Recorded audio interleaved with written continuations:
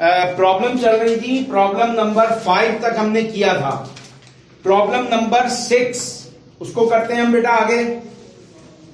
तो ये वजीर साहब से हम मुखातिब हैं। तो वजीर कौन, कहाँ गया वजीर? उसने हटा ही दिया भाई। वजीर किधर चला गया? हाँ, ये मुस्तनसर अली, काफी मुश्किल नाम रखा है तुम्हारे अम्मा अब्बा ने। मुस्तनसर हुसैन तारड़ एक नाम था टीवी एक्टर का। अच्छा जी, जवाद जी अब आ रहे हैं। जावेद जी, पता नहीं जवाद जी कौन है। तो भाई ये वजीर साहब मुस्तनसर, अपना माइक खोलो। मुस्तनसर माइक खोला है ना? प्रॉब्लम नंबर क्या नाम है?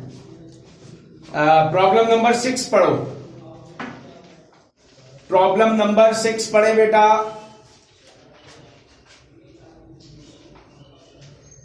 मुस्तनसर माइक खोलकर प्रॉब्लम नंबर 6 पढ़ो। बुक है ना तुम्हारे पास अभी या नहीं है? या अब्दुल बसीर को ऑन करूं? मुस्तनसर बुक है? अबे चुप कर गया क्या? किसको हमजा? हाँ हमजा सही है। हमजा अपना माइक खोल के बेटा क्वेश्चन नंबर 6 पढ़े। 1 सेकेंड हो गया, बोलते ही हो जाता है 1 सेकेंड। Question number 6।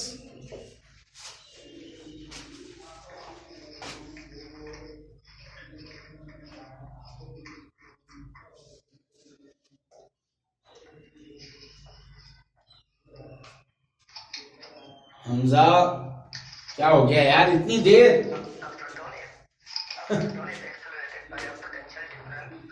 थोड़ी देर आवाज तेज करो यार।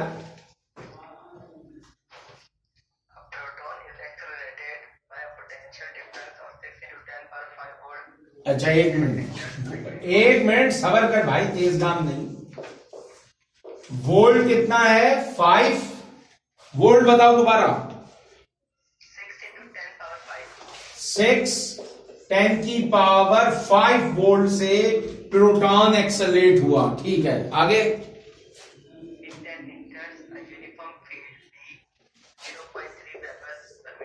0.3 वेब पर मीटर स्क्वायर। ठीक है जी, आगे।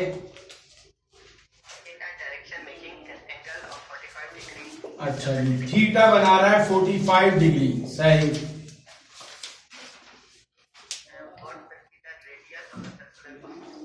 What will be the radius? R। ठीक है। अच्छा, अब ये कह रहा है प्रोटॉन एक्सेलरेटेड बाय, अब सब बेटा इधर देखें, बुक को छोड़ दें अब सब। डेटा है क्वेश्चन नंबर 6 का। Proton accelerated by a potential difference 6 10 की power 5 volt enters at the angle of 45 degree in a magnetic field 0.3 Weber per meter square. Calculate the radius of the circular track of the proton. तो इसके लिए बेटा proton का mass of proton जो आपको लिखवाया हुआ है याद होना चाहिए, 1.67 10 की पावर -27 किलोग्राम, और charge of proton E positive 1.6 10 की पावर -19 कूलम। ठीक है भाई। अच्छा, अब यहां पर हमने जब थ्योरी की थी तो चार्ज परपेंडिकुलरली इंटर करा रहे थे। अब जो वेलोसिटी है वो एंगल बना रही है 45 डिग्री का। तो जो वेलोसिटी फैक्टर है उसमें साइन का एंगल 45 उसमें रख देंगे। बहरहाल पहले तो बेटा इस वेलोसिटी पोटेंशियल से कैलकुलेट करते हैं वेलोसिटी ऑफ प्रोटॉन। ये हमारे पास डेटा हो गया। सॉल्यूशन ये वही फार्मूला है, since V equals to √2VE upon m, यानी potential charge divided by mass. तो V इक्वल्स टू 2 वोल्ट है हमारे पास, 6 10 की पावर 5 और चार्ज है 1.6 10 की पावर -19 डिवाइडेड बाय मास 1.67 10 की पावर -27। हाँ भाई, कैलकुलेशन करके मुझे आंसर बताएं भाई।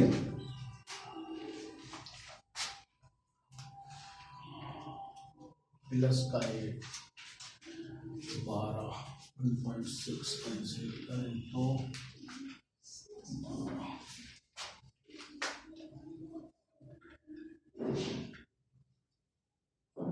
2 पॉइंट।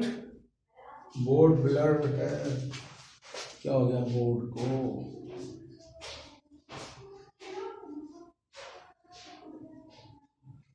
अब देखो, अब सही है। 1.72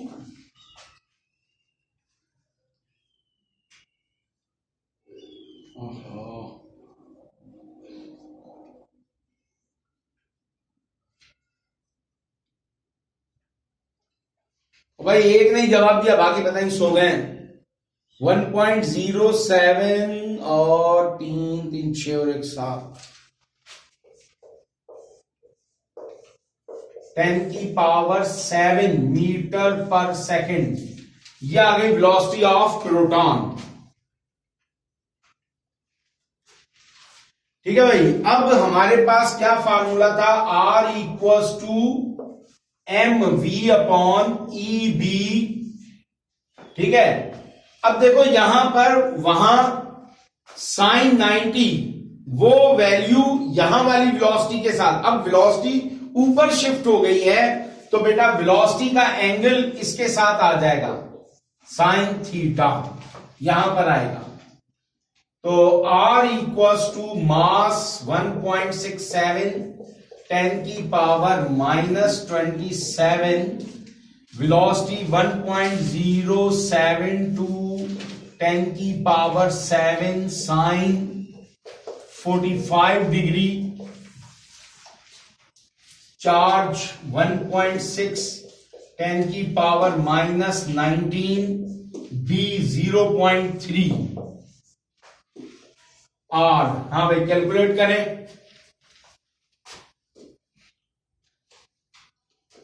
हाँ वो तो हो गया। अब ये वाली कैलकुलेशन,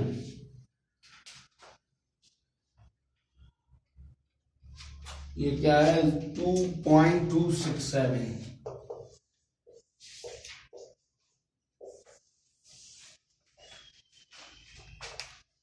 सही है, बाकी भी चेक कर लें।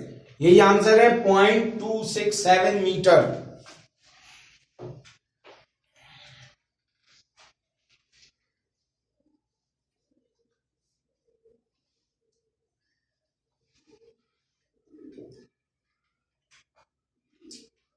स्क्रीनशॉट ले लो, फिर मैं इसको समझाता हूं दोबारा।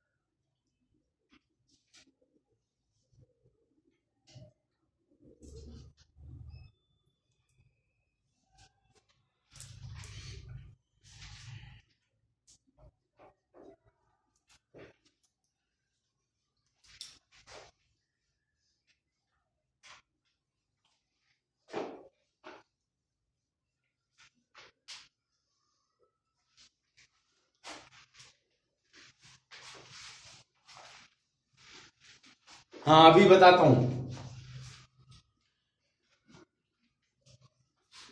सारे स्क्रीनशॉट ले लें और ओके का मैसेज करें, फिर समझाता हूं ताकि सबकी तवज्जो इधर हो।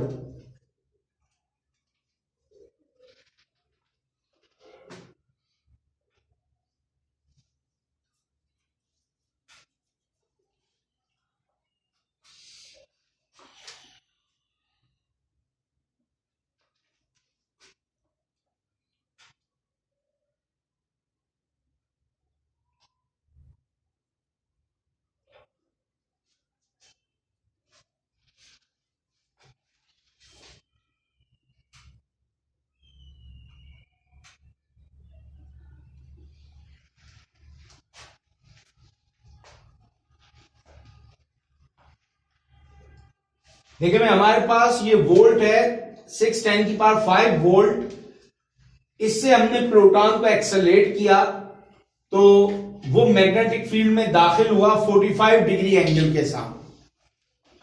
अब बेटा वेलोसिटी का एंगल है, मैग्नेटिक फील्ड तो अपनी जगह मौजूद है, अब हम चार्ज को किस एंगल से दाखिल कर रहे हैं, असल में वेलोसिटी का एंगल है, ठीक है ना। तो जब हमारे पास ये हिसाब था sin 90 डिग्री का, ठीक, अब वो वेलोसिटी जिससे दाखिल हो रहा है वो एंगल बना रही है 45 डिग्री का, यानी वेलोसिटी वेक्टर है जो एंगल डिपेंड होगी। समझ में आ गई बात कि हमारे पास मैग्नेटिक फील्ड तो ये रहेगी स्ट्रेट ही, तो जो चार्ज दाखिल हो रहा है वो कितने एंगल पर दाखिल हो रहा है, तो जो वेलोसिटी वेक्टर है उसका एंगल है, ठीक है ना। तो कंपोनेंट किसके बनेंगे, वेलोसिटी के, मैग्नेटिक फील्ड के नहीं। इसलिए जो साइन थीटा फैक्टर है वो एक्चुअली वेलोसिटी का फैक्टर है, और अगर साइन 90 से दाखिल होगा तो फिर mv/e आ जाएगा सीधा सीधा। क्लियर होगी बात।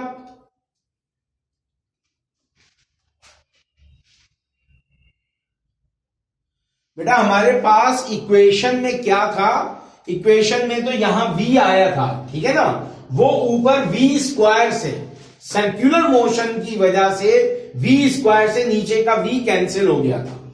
समझ में आई बात। हमारे पास जो डेरिवेशन हुई थी उस फैक्टर में वेलोसिटी ऊपर आ गई, यानी हमारे पास जो फाइनल फार्मूला आया उसमें वेलोसिटी ऊपर आई। समझ में आई बात, क्योंकि क्या था mv²/r = qvb sin थीटा, ठीक। तो अब उसमें वेलोसिटी एक वेलोसिटी स्क्वायर से कट गई, ठीक, तो अब वेलोसिटी आ गई है ऊपर। ये तो हमारी डेरिवेशन के पार्ट की वजह से हमारे में आया, इस वजह से वेलोसिटी ऊपर आई। अब वेलोसिटी वेक्टर एंगल बना रहा है, जिस तरह हमारे पास ये था ना कि एक वेक्टर ये b, एक वेक्टर ये c। अब हम बोले कि c का कौन सा हिस्सा इसके साथ एक्ट कर रहा है, तो बेटा इसके दो कंपोनेंट बन गए, एक cy, एक हो गया cx, ठीक है ना। डॉट प्रोडक्ट में इसका क्या cx काम करेगा और क्रॉस प्रोडक्ट में cy काम करेगा। तो इसी तरह जो वेलोसिटी वेक्टर के पास एंगल है तो कंपोनेंट बनेंगे वेलोसिटी के, ना के मैग्नेटिक फील्ड के। क्लियर हो गई भैया, सही है। हाँ भाई, आप लोगों को हो गया क्लियर ये फैक्टर, ये मैग्नेटिक फील्ड अपनी जगह रहेगी, वेक्टर जो चार्ज दाखिल हो रहा है वो किस एंगल से दाखिल हो रहा है। जैसे यहां पर अभी समझाया कि डॉट प्रोडक्ट दो वेक्टर हैं, अगर हम डॉट करते हैं तो उसका एक्स कंपोनेंट इस्तेमाल होता है, उन्हीं में अगर हम क्रॉस करेंगे तो उसका वाई वाला हिस्सा इस्तेमाल होगा। चलो भाई ठीक है। अब क्वेश्चन नंबर 7 पढ़े भाई।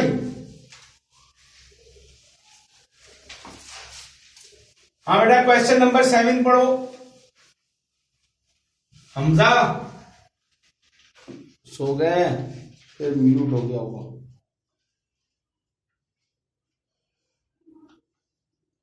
हाँ भाई अब्दुल बसीर, तुम्हें मैं खोल रहा हूं, अपना माइक खोलो और मुझे क्वेश्चन नंबर 7 पढ़ो। अब्दुल बसीर, क्यों वे गधे बुक लेकर क्यों नहीं बैठा है? ओ चलो बंद करो अपना माइक जल्दी से।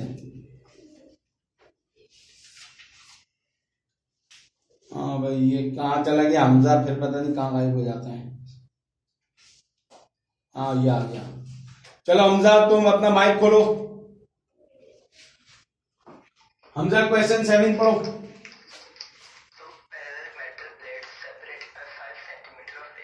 बस बस नॉन स्टॉप चलने लग जाए। सेपरेटेड बाय डी कितना है 10 सेंटीमीटर। हाँ, two metal plate separated by 5 centimetre. सही है। 5 सेंटीमीटर 100 से डिवाइड करेंगे 0.05 मीटर। ठीक है जी, आगे चलो, आगे पढ़ो। हाँ, पोटेंशियल डिफरेंट 220 वोल्ट। हाँ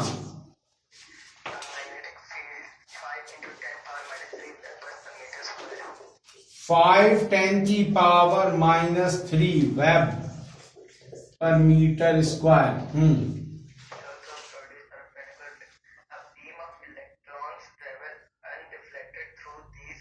सही है। हाँ सही है। अब देखो भाई, ये वही हमारे पास E/m रेशो का ही ये प्रॉब्लम है। याद करो सेकंड मेथड जो मैंने बताया था कि velocity of electron can be या charges can be determined by the relation of potential and the magnetic field. Actually potential नहीं है, इलेक्ट्रिक एंड मैग्नेटिक फील्ड क्या है जरा इधर समझ ले पहले। ये हमारे पास दो मेटल प्लेट्स जिनके दरमियान 5 सेंटीमीटर का डिस्टेंस है, ठीक है। इनको हमने क्या किया, एक वोल्ट दिया 220 वोल्ट, ठीक है भाई। तो बेटा यहां पर क्या क्रिएट हो गई, इलेक्ट्रिक फील्ड E क्रिएट हो गई। सही है भाई, यही होगा या नहीं होगा।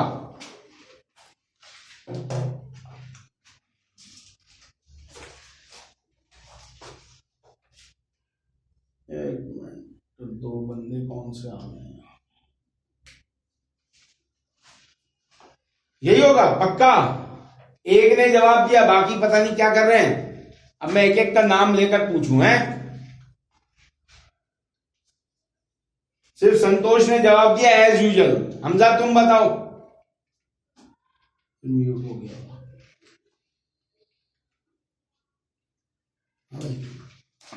सही है पक्का।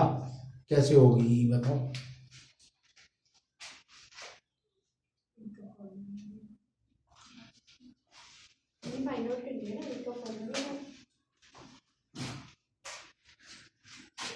कैसे E क्रिएट होगी,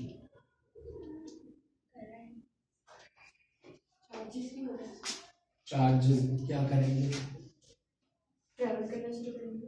अच्छा कहीं रास्ता दिख रहा है चार्ज के ट्रैवल करने का, पैरेलल प्लेट से एक दूसरे में जाएंगे। कैसे जा रहे हैं, शाबाश है, अच्छा पढ़ा है तुमने।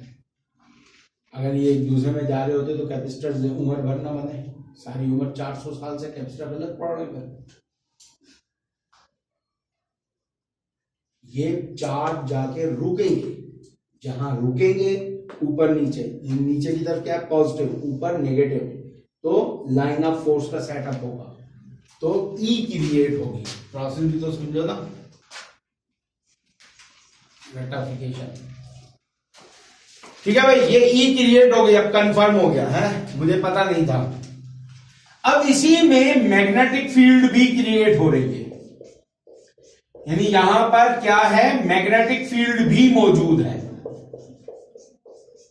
सही है भाई, लेकिन जहां पर इलेक्ट्रिक फील्ड है वहीं पर क्या है बेटा, मैग्नेटिक फील्ड। दोनों फील्ड एक ही जगह मौजूद है।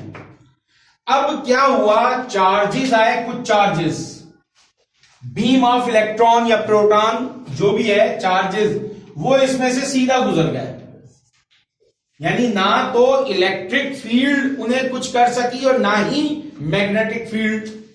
ठीक है, calculate the velocity of the charges, ये हमें कैलकुलेट करना है।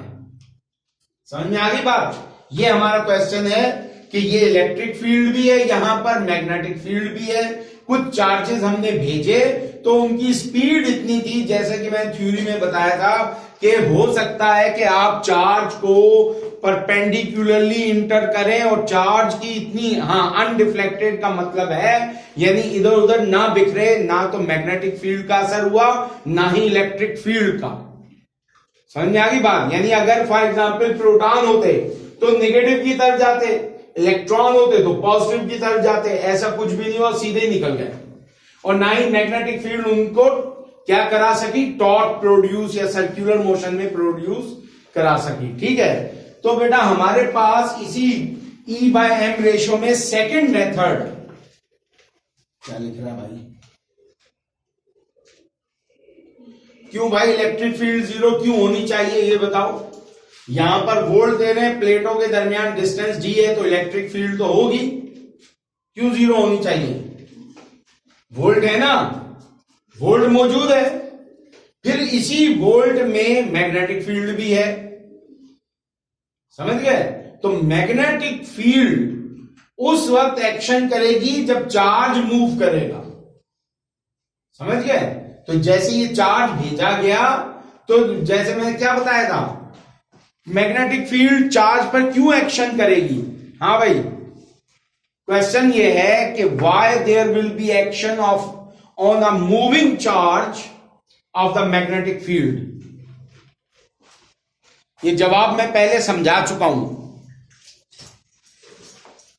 जब मैंने शुरू में समझाया था उसका क्या नाम है, current carrying effect, current carrying conductor से मैग्नेटिक इफेक्ट, उसमें समझाया थी ये बात। हाँ भाई, हाँ सही है।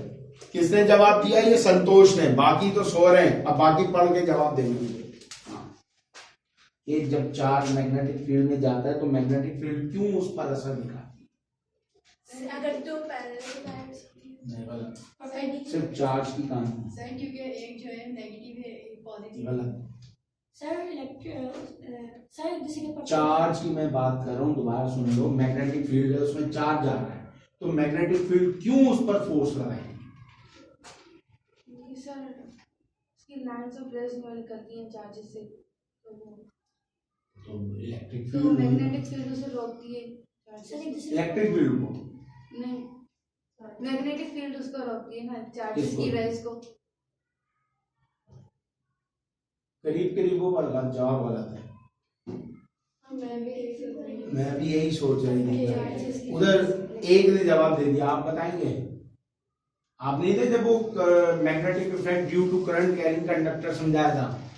किस टॉपिक से ज्वाइन किया था?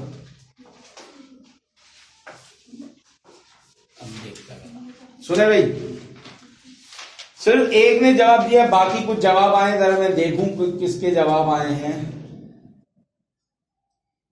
ये बेटा समझाया था, लिखवाने कुछ चीजें ऐसी होती है जिसे समझाने की होती है, लिखवाने की नहीं होती है। और किसी ने जवाब नहीं दिया, यानी सब जो है, हाँ सही है, तुमने जवाब दिया। हाँ संतोष कुमार, जवाब सही है। दूसरे नालायक लोग सुने, शुरू में मैंने बताया था कि चार्ज जब रेस्ट में है, हमारा सेकंड चैप्टर क्या था, इलेक्ट्रोस्टैटिक। चार्ज रेस्ट में होगा तो इलेक्ट्रिक फील्ड फैलाएगा, जैसे कि यहां पर वोल्ट से आया चार्ज, यहां रुक गया, यहां रुक गया, तो क्या बनी? इलेक्ट्रिक लाइन ऑफ फोर्स का सेटअप होगा। This is called electric field. वही चार्ज जब मूव करेगा, चाहे वो कंडक्टर में मूव करे या सिंगली मूव करे हवा में, जैसे ये हवा में मूव कर रहे हैं, तो बेटा नेचुरली उस चार्ज से जो इलेक्ट्रिक लाइन ऑफ फोर्स निकलेंगी, तो उनके परपेंडिकुलर मैग्नेटिक फील्ड जनरेट होगी। Moving charge behave like a magnet, तो जब ही तो मैग्नेटिक फील्ड उस पर असर कर रही है। अगर वो मैग्नेटिक बिहेव नहीं कर रहा तो मैग्नेटिक फील्ड कुछ भी नहीं करेगी। जैसे ये हमारे पास प्लास्टिक है, मैग्नेटिक फील्ड में रख दूं मैं इसके सामने प्लास्टिक, हालांकि ये भी एटम का बना हुआ है, इसमें भी इलेक्ट्रॉन प्रोटॉन है, मगर इसका बिहेवियर नहीं है वैसा कि जो मैग्नेटिक बिहेवियर चाहिए एक मैग्नेटिक फील्ड से लड़ाने के लिए, सही है ना? तो इसलिए जब एक इलेक्ट्रॉन मूव करेगा तो बेटा उसकी इलेक्ट्रिक फील्ड के परपेंडिकुलर मैग्नेटिक फील्ड जनरेट होगी। ये तस्वीर बनाकर भी समझाया था। और जब कंडक्टर में होता है तो उसके मैग्नेटिक फील्ड क्यों निकलती है, जैसे सोलेनॉइड टोराइड बने, कि उसका electric line of force balance हो जाती है प्रोटॉन से, जो कि इलेक्ट्रिकली चार्ज है। दो चार्ज है ना हमारे पास इलेक्ट्रिकली, एक प्रोटॉन और एक इलेक्ट्रॉन। तो प्रोटॉन से कंडक्टर में मूविंग इलेक्ट्रॉन की इलेक्ट्रिक फील्ड खत्म होती है और रह जाती मैग्नेटिक फील्ड, वो फिर कंडक्टर से बाहर आती है। तो इसी तरह जब ये चार्ज मूव करेगा तो ना तो इस पर इलेक्ट्रिक फील्ड ने एक्ट किया, ना ही मैग्नेटिक फील्ड में। हमें कैलकुलेट करनी है वेलोसिटी। तो बेटा हमारे पास फार्मूला था जो हमने E/m रेशो में ड्राइव किया था, V since V equals to capital V upon dB। ये फार्मूला बस ध्यान में रख लो। ठीक है ना। सेकंड मेथड में मैंने ड्राइव भी करवाया था, अगर आपको याद हो तो बस, यानी ये क्या है, combination of volt and magnetic field. V upon D क्या होता है? हाँ भाई जवाब दो। ये कौन जवाब देगा? अभी मैं पूछूं उससे फौरन। संतोष तुम जवाब नहीं देना। अबे गधे, मैं तो मना किया, तू जवाब नहीं देगा है? अभी चुप हो जाओ। और ये मैं नाम पुकारता हूं एक एक का, बाकी खामोश बैठे रहते हैं। ये ऐसी पढ़ाई का क्या फायदा? हाँ भाई अब्दुल वसीर तुम बताओ, V अपॉन डी कौन सा टॉपिक था? पोटेंशियल डिवाइडेड बाय डिस्प्लेसमेंट कौन सा टॉपिक था? जल्दी से अब्दुल वसीर आंसर दो मुझे।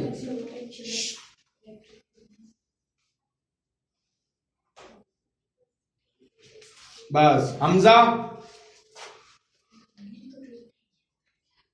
अब भाग गए सारे, गायब होना शुरू हो जाएंगे। हाँ भाई ये अब आपदा, अमरीन और ये फारूक,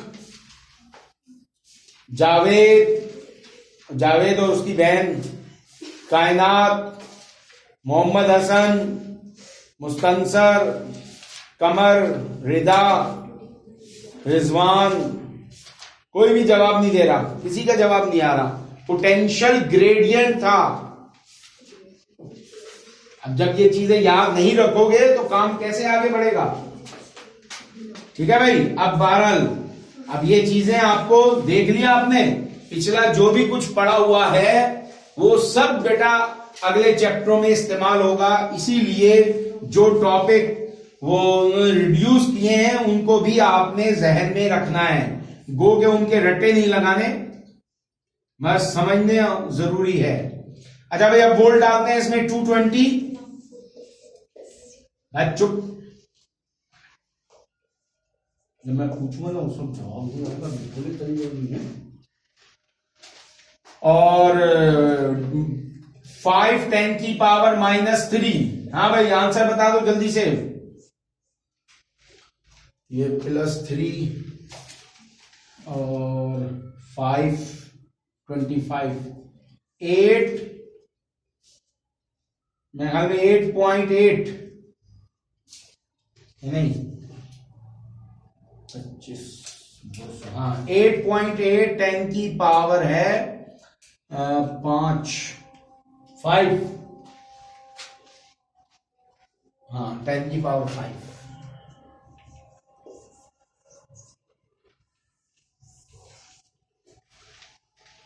चलो छाप लो।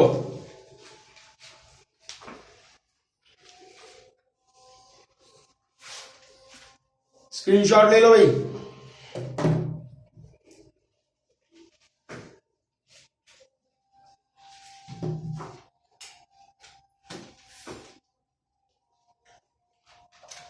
हाँ तुम लोग सिर्फ स्क्रीनशॉट लेने में आए हो। वो कैमरामैन बन जाना। वैसे भी आजकल फिल्मों ड्रामों इन्हीं चीजों का दौर है।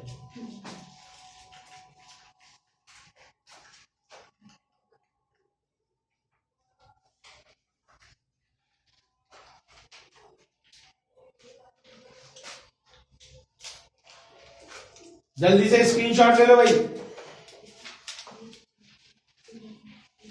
ठीक है मिटा लो।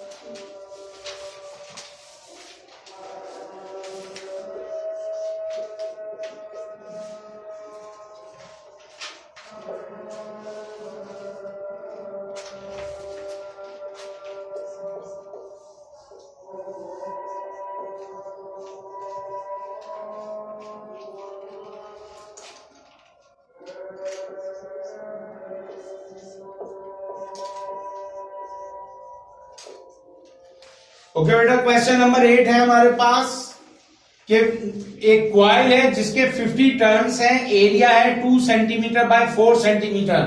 आपको बताया था जब दो साइडें मल्टीप्लाई करती हुए हैं, एरिया 3 साइडें होंगी तो वॉल्यूम बनेगा। तो 8 सेंटीमीटर स्क्वायर, तो हमने इसको बेटा मीटर स्क्वायर में कन्वर्ट करना है। 8 डिवाइडेड बाय 10,000, तो ये हो जाएगा 8 10 की पावर -4 मीटर स्क्वायर एरिया। ठीक है भाई। अब हुआ क्या इसे, ये कह रहा है कि मैग्नेटिक फील्ड में रखा गया B 0.2 web per metre square magnetic field में रखा गया इसे। तो face of the coil parallel to the field alpha,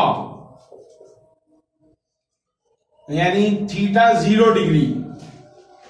अभी टाइम नहीं है इसलिए मैं पूछगछ नहीं कर रहा, टाइम रनिंग आउट हो रहा है। अच्छा जी, how much torque will be produce, torque, और करंट है I 0.5 एम्पेयर। ठीक है, फिर इसमें बी पार्ट है, अगर अल्फा एंगल जो है 60 डिग्री हो जाए फिर टॉर्क क्या होगा। तो क्वेश्चन समझ लें दोबारा बेटा कि हमारे पास समझो ये 50 टर्न्स का क्या है कॉइल, यानी ये जो पेज बने हुए समझो टर्न है। मैग्नेटिक लाइन ऑफ फोर्स के क्या पैरेलल रखेंगे तो क्या बताया था, करंट जाएगा, तो ये क्या प्रोड्यूस होना है, टर्निंग इफेक्ट टॉर्क। तो यही पूछा है कि face of the coil parallel with the magnetic field, तो दो पैरेलल में एंगल बना 0 और ये थीटा नहीं होगा, आपको याद हो तो बीना कॉस अल्फा, अल्फा एंगल से शो होगा, अल्फा 0 डिग्री। तो टर्निंग इफेक्ट सॉल्यूशन टॉ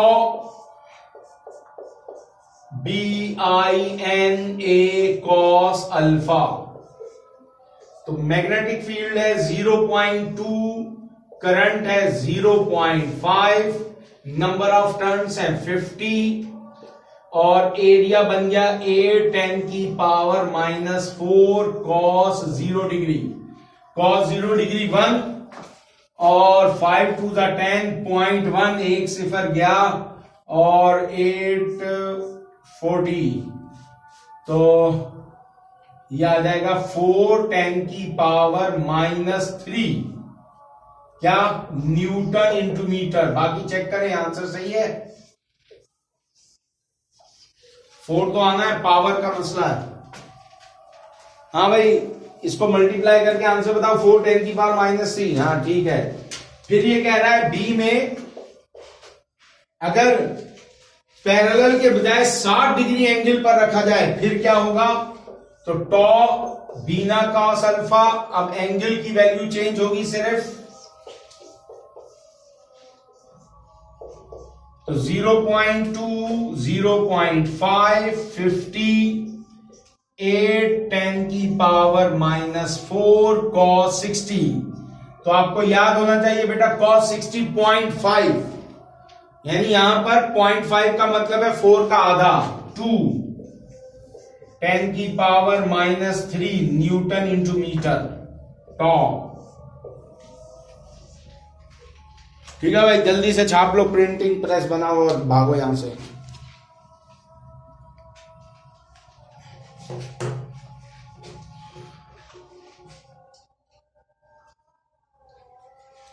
समझ में आ गया?